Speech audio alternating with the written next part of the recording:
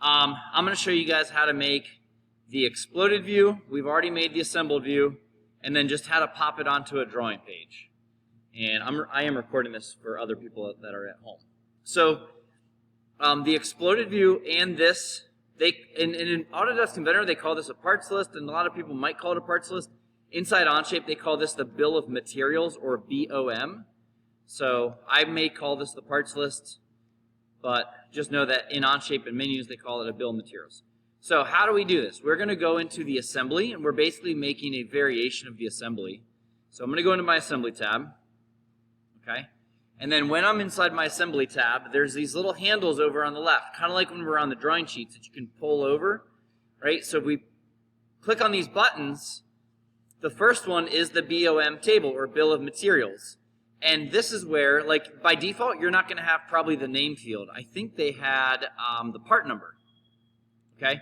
So you're going to have columns here. And if you right-click on those column headers, you can change the order. You can kind of move them right or left. Okay? You can also remove the column. So I removed the part number column, and then I added the name column. In the name column, I don't have to type these words in. They just populate based on what I called my parts in the Part Studio when I modeled them. So when I modeled the red part and I renamed it red puzzle piece, that just fills in. In the description column, I decided that I was going to go through and just kind of document how many little cubes it took to build the puzzle piece, just to kind of use up, just to have something. And that is something I just typed. So description doesn't auto-populate from somewhere else. You can just type here. Okay? So that's the bill of materials. That is going to get brought onto the drawing page. The exploded view is the third little tab down here, okay? And it says that I've got an exploded view, right, that I created one. I'm going to make another one, though. So I'm going to hit this little button down here, Add Exploded View. And when you add an exploded view, you basically enter. Nothing really changes much here, except for you see this Editing Explode 1. So it looks like I'm in my assembly, but I'm really right now inside kind of a sub part of that. I'm inside an exploded view of the assembly. All right. The first thing I'm going to do is I'm going to make this truly isometric. Clicking on the corner of this view cube is not a true isometric. I actually can see the front a little more than the right. And when I put this on the drawing page, it's going to be in a true isometric. So I want to work in the true isometric orientation. Okay? So I'm going to do that. And then it's this simple. You're going to click on a puzzle piece. When you select a puzzle piece, you get this little triad, and you can translate or transform this, either through translations or rotations inside this area. So I'm just going to grab this arrow and pull. I need to choose the arrow tip that kind of shows the direction that I believe I can pull my puzzle piece out without it passing through other puzzle pieces. I don't want to pull or push a puzzle piece through other pieces, right? Because that's not physically impossible. Even though CAD's letting me do it, I can't do that in real life. So I want to kind of slide the puzzle piece out in a direction that it would slide out in real life. All right, and I'm going to slide it out just far enough, and that's it, that I get a little white around everything, okay? And then I'm going to hit a little green check mark, and this part is still selected. If I click in the white, it deselects it. There you go. Had to do it twice. And I'm going to repeat that process until I've pulled my puzzle apart, and that's it. So I'm going to click blue. I'm going to bring blue this way. Accept that move. Deselect by clicking in the white. I'm going to take the green, push it backwards. Okay, when I do that, I discovered that, the red is kind of upstaging the yellow. So maybe I'll pull red this way a little bit further. And red was my first one. So I am not going to pull it again. I'm going to go Edit Explode Step 1. I'm going to click on this. And I'm just going to pull it a little bit further. Nope, actually, I don't know. Let me cancel that. I should be able to edit it. I have to double click on it, sorry. I'm going to pull a little bit further. Accept. There you go. Just because I don't want a part to upstage the other parts, to block the view. And then last is going to be purple. I'm going to scoot that this way, and that should be good. Okay, so I've created an exploded view. When I'm done, I'm going to say done here where it says I'm editing, and it's going to snap back to the assembly. Okay? So, but I did create an exploded view, and it shows up here in this little menu. So I've created 2 of them. They basically are virtually the same. My kind of tweaking or translating those maybe didn't go the exact same distances, but how I go back into an exploded view is I just, in this menu, I can double click on it, and then you're kind of back where you can see it and edit it, and then you would just say done. So that's it. It's that simple. You can rename these exploded views. So I can rename. This could be exploded view 2. Okay, because sometimes you want to create multiple views from maybe different perspectives. And there you go. So once that's been created, and once I've created and edited my bill of materials tab, right, then I'm kind of done with this. If you click on whatever tab is currently you're on, it'll close that. And then you're going to go over to your drawing sheets. So Puzzle Cube Drawings. You're going to need a new page, right? So if you don't have any blank pages, remember up here in the sheets, if you pull that sheet manager out, you can hit this little plus with the sheet symbol. So that's the insert sheet, and you'll have a new page. Okay? We're going to insert a view, and I'm going to hit the insert button.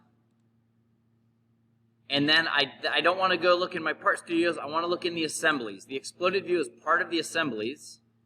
So I'm going to click on that. And then I'm going to click on my assembly.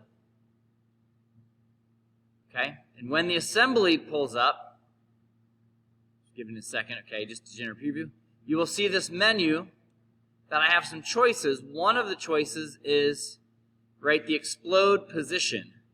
So I can go with the default view of my assembly, but I can also hit this little drop down and I can choose Exploded View 2, which is the one I just created with you guys. And I'm going to change front to isometric. Okay? So that's why I wanted to be in an isometric. Now that comes in really big. Okay? So I'm actually wanting to make the drawing page that I showed you at the beginning, which is an exploded view and an assembled cube side by side, and with the bill of materials on the sheet. So I'm trying to fit a lot of stuff on one page. So I'm going to change the view scale from 1 to 1 to 1 to 2. So that's a 1/2 scale. All right, like that. And we're only going to do one view of that. We're not going to project this. So that's it. All right, I'll right-click on it and I'll make it shaded. You would bring on the isometric of the assembled the exact same way. Right, go to Insert, go to Assemblies, choose the assembly, but this time we're going to leave it on default. I'll put it on the isometric, and the scale. I may be able to fit this one at the scale of 1 to 1 because it's not exploded, so it's not going to take up as much paper as space since it's not getting pulled apart. So for reference, I may keep that one larger. Okay. And I can right-click and, again, make that one shaded. So, how do I get my bill of materials on? My bill of materials, there are little table buttons up here. I think it's the middle one. Yep. If you just hover, it'll tell you BOM, table, bill of materials. So you're going to click on that. You are going to bring it, it says yellow puzzle piece. Nope, I want to use the assembly. So I want a bill of material table for what? You may have to hit this little drop down and say I want it for my assembly, and it generates this table. Now that table, once you bring it in, you can move it around. If you get the cursor where you have the 4 arrows pointing in, up, down, left, and right orientation, you have to kind of watch your cursor. If you have this icon at your cursor, that is to kind of expand or collapse rows or columns. You can either have them horizontal, or you can be somewhere where you get that little symbol vertically, 2 lines with the opposing arrows. So you guys can try to neaten up your table by, making columns shorter or smaller. Okay?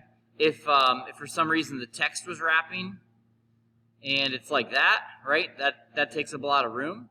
So you'd want to adjust and play around with just your formatting there. All right?